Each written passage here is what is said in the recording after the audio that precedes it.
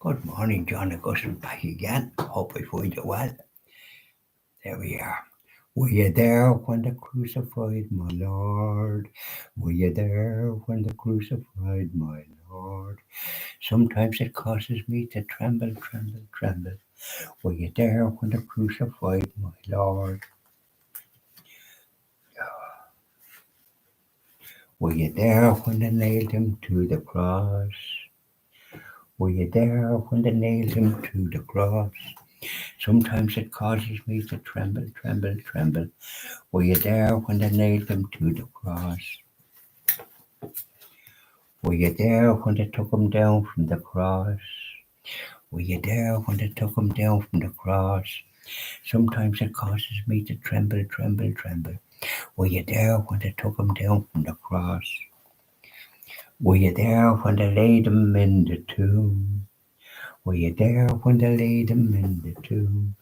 Sometimes it causes me to tremble, tremble, tremble. Were you there when they laid him in the tomb? Were you there when the stone was rolled away? Were you there when the stone was rolled away? Sometimes it causes me to tremble, tremble, tremble. Were you there when the stone was rolled away? You couldn't be because the soldiers were there.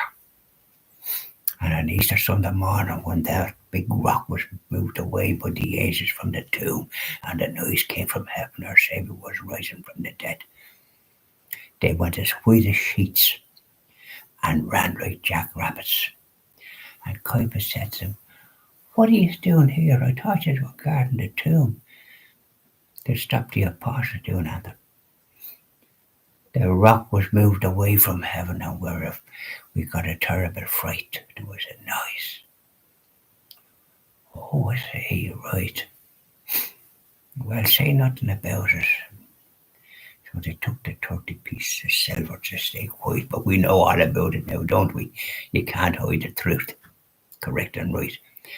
So here we are. The Mary Magdalene and a few ladies was going to put ointment on her Saviour in the tomb, and when Mary went in, he wasn't there.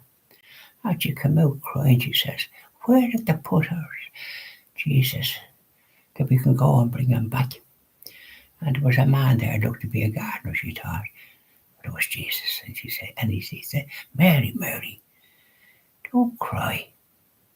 Go and tell the apostles what you've seen." Oh, she was delighted. Off she went. And then two disciples on the way to Emmaus, 6 miles from Jerusalem. Oh, they were as glum as you like, downcast. And a stranger joined him. "What are you looking so glum for?" he says. You're the only one that doesn't know what happened. Well, what happened? The Saviour Jesus was crucified. We can't believe it. We can't get over it. What are we going to do? So he walked along the road with them and spoke about the scriptures and all the rest of it. And suddenly their spirits lifted and they were smiling because it was Jesus. They didn't know that, of course. And they were nearly whistling. And it was getting dark, and a stranger was going to go on. They said, "Come here. It's getting late. Come out and dine with us and stay the night and continue your journey in the morning." "All right," he says, and off he went with them. But at the breaking of the bread, they recognised Jesus. Their eyes lit up, smiled, and Jesus disappeared. "What do you make of that?" says they to each other. "Isn't it fantastic? We were blessed. We'll go back and tell the apostles." But did the apostles believe them? No. And did they believe Mary Magdalene? No.